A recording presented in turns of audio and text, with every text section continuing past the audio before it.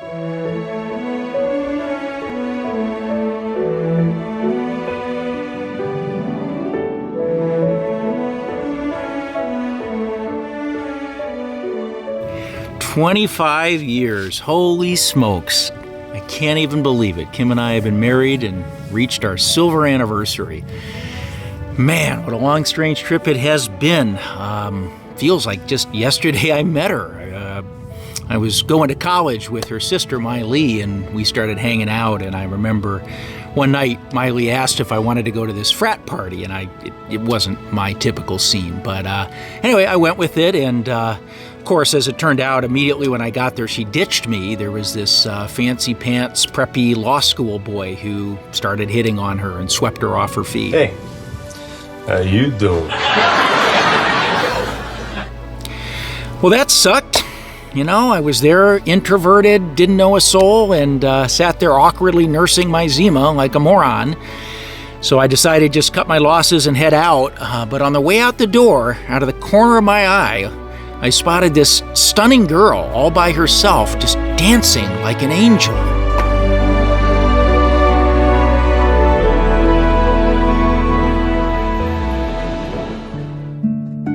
I literally couldn't take my eyes off her. I mean, she had this adorable little sweatshirt tied around her waist, and she was just so spunky and spontaneous and full of life. And I don't know, at that moment, I just knew I had to find a way to meet this woman. Unfortunately, I was pretty shy around girls at the time, and my pickup game left a lot to be desired.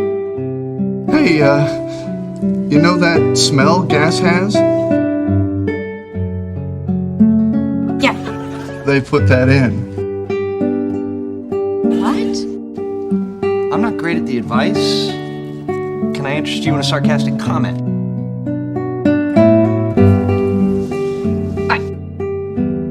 Oh. I was going to offer you my apartment. Why? Where are you going? I don't know. Well, I couldn't really get her interested in me, and it seemed like I was probably permanently destined to be stuck in the friend zone. So we'd play, volleyball from time to time, hang out, but as attracted to her as I was, I'll admit, there were times I was pretty close to giving up hope. And I got all needy and clingy. How did you leave it? She said she'd call me. Oh. So I'm not gonna lose her? Oh, honey, you're not a total loser. I finally had my eureka moment, though. I realized that even if she wasn't all that impressed by my athletic prowess, that maybe I could, win her over with my musical talents.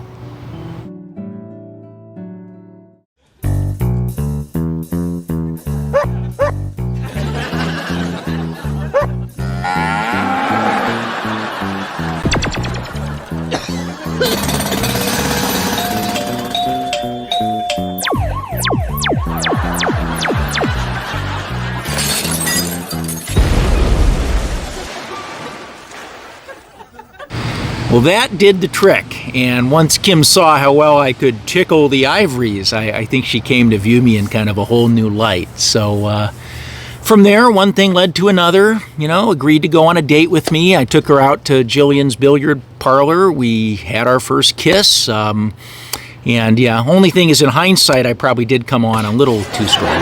What? It's getting really late, and I should just, Hold on, don't go. I've scared you. I've said too much.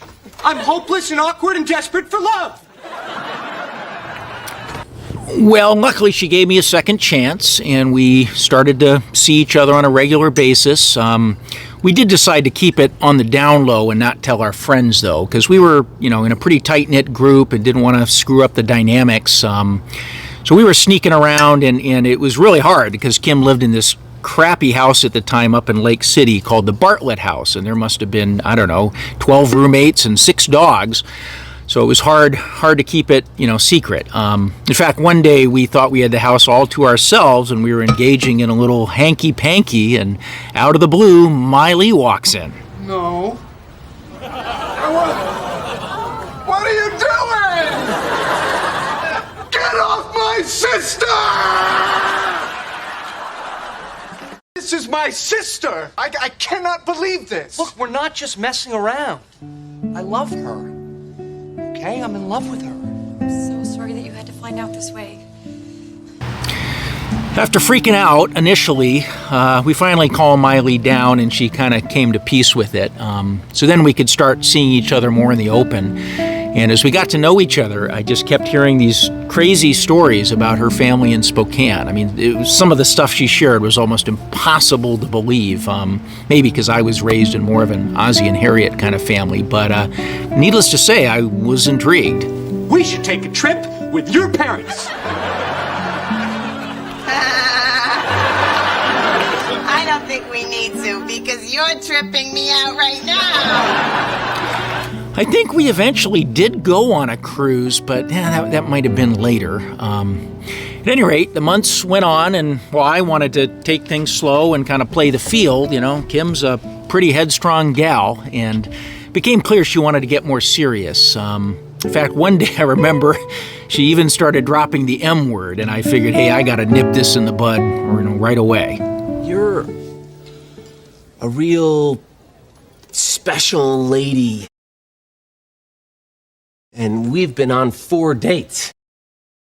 So I'm thinking no, but thanks.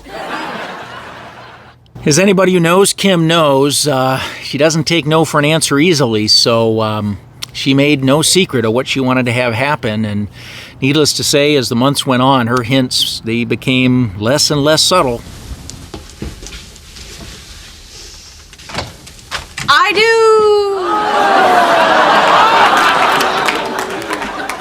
I gotta go. Well, eventually got to the point that Kim started threatening to buy the ring herself and propose and plan the whole darn wedding even if I wasn't involved. So I, thought long and hard about it. I figured, hey, not getting any younger and, maybe it is time to throw in the towel and settle.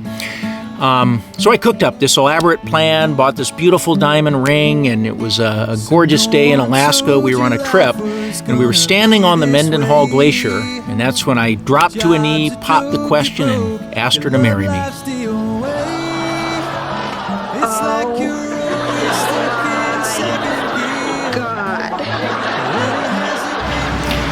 Things were pretty much a blur from there. We set a date, we did all the standard planning stuff, we rented a yacht called the Queen Mary to take us out in the middle of Lake Union to do the ceremony, and we did all the standard stuff, vows, cut the cake, but it was after our first, formal dance to Eric Clapton's Wonderful Tonight that we figured, hey, let's just be ourselves and let our hair down and really cut loose.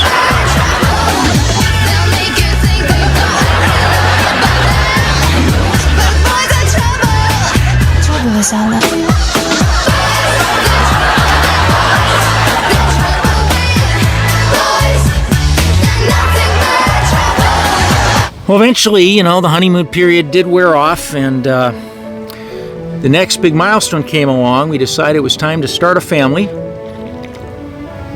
We'd always wanted kids, and so we started working towards that goal, if you catch my drift.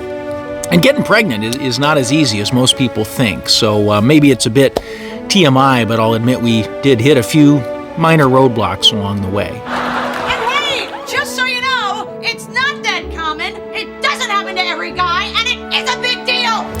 We kept trying, however, experimenting with different methods and times a day and rollerblades. That might have been earlier, but at any rate, it was pretty hard to perform because our parents seemed weirdly invested in it. I mean, her parents were badgering us constantly about wanting grandkids. So we stuck with it, and eventually, finally the good news arrived. You guys, you're gonna have a baby. They're gonna have a baby.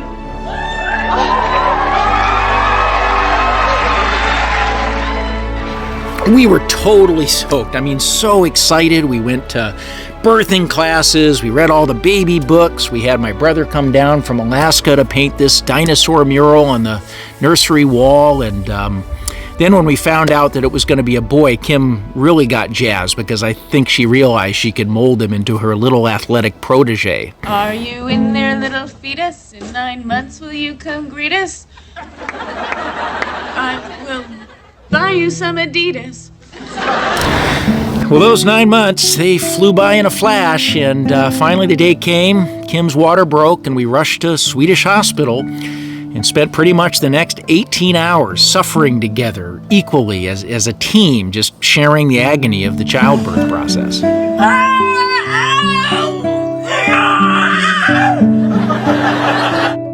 Push now. Just concentrate on pushing. Yep. Here we go. I see the head? Yep. Yes, it has a head. All right. Well, in hindsight, Dane's head was 98 percentile in size, so that did complicate things a bit. The doctors decided to do a C-section, though, and when it was all done, we held Dane in our arms, happy, healthy, and were just overjoyed. So we headed home, learned how to do the diaper changing and the swaddling, and like all new fathers, I realized I got one shot to kind of influence this kid. So I started playing him Mozart in the crib and Broadway musicals and reading him books with big vocabulary words and just, trying to turn him into a Renaissance man like his father. And despite my best attempts, though, to this day, all he seems to care about is this hardcore gangster rap. I still have no idea where that influence could have even come from. Only offensive novelty rap? Or maybe just, rap in general? I like big butts and I cannot lie. You other brothers can't deny. Oh, damn it! Oh, damn it! No, don't say that! Don't say that! Damn it! No, don't go back to repeating. Damn it! Oh, crap! Oh, crap! Oh. At any rate, during those early years with Dane, there was a lot of stress. We didn't get a lot of sleep, and tensions ran high. And like most couples, we kind of got on each other's nerves. And Kim would constantly nag me about the dumbest little things, like driving too slow or wearing clothes that didn't match, or if I had some tiny dry specks of food on the dishes after I had done them. But as always, I was the bigger person, and I took it all in stride. Shut up! Shut up! Shut up! The situation just kept escalating. I don't know if it was her hormones or what, but man, even the tiniest little things would set her off. Remember, she once asked me to record some really key show on DVR that she wanted to see, and got pretty PO'd when I didn't tape it. But it was at 8 p.m. at night, though, so I did have a pretty good excuse. What? I fell asleep. You fell asleep? I won't lie, man, it got pretty dark. We went through a real rough patch. I figure what marriage doesn't have them, but the worst of it was this one day she was acting, just batshit crazy, and I told her, hey, I'm at the point I'm going to grab Dane and leave you for good, and she didn't like that. As long as you understand that I'm going to call my lawyer, and once he puts you on the stand, he's going to make you look like a fool, like a fool! I don't like looking foolish. Well, luckily, that was pretty much the worst of it. She finally mellowed out, and things got more copacetic from there. But I guess in my heart of hearts, I was still a little on edge, because what I had found out is that the only shows Kim likes to watch on TV are true crime dramas and serial killer documentaries. So part of me just wondered, could she be playing possum, and then one day when I kind of least expected it?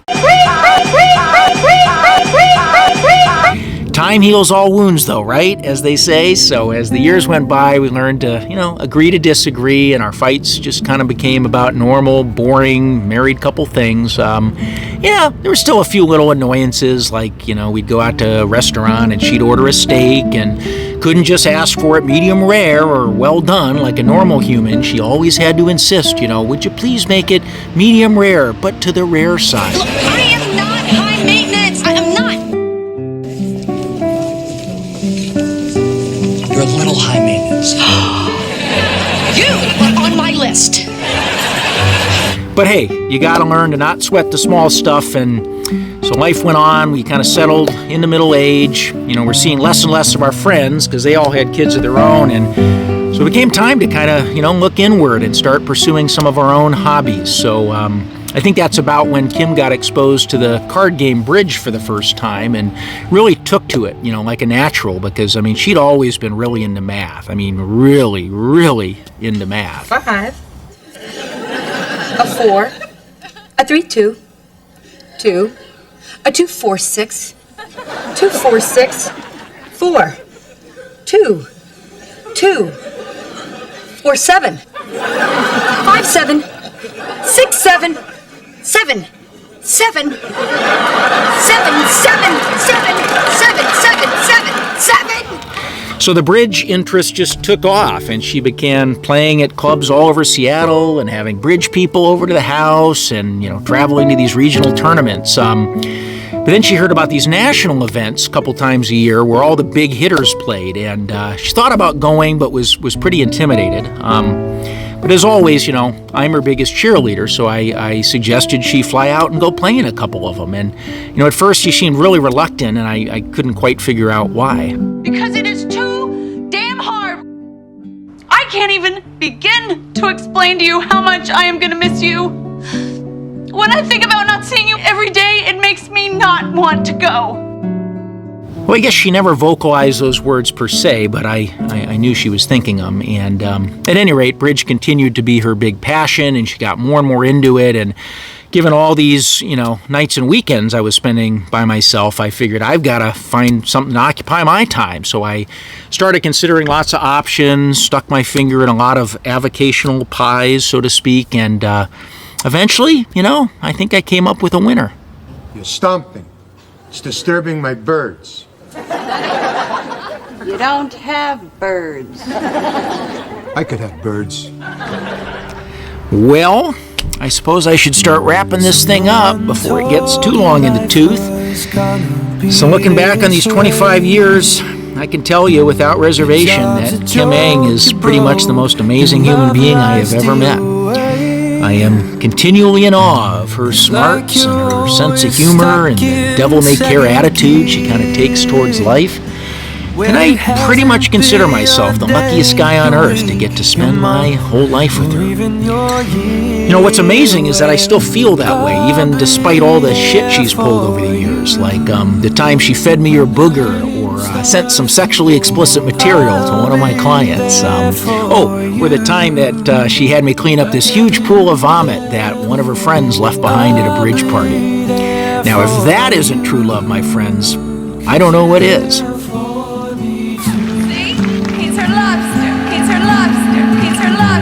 Still in bed at 10, work began at 8. You burned your breakfast so far, things are going great. Your mother told you there'd be days like this, but she didn't tell you when the world has got you down on your knees, yeah. I'll be there for you.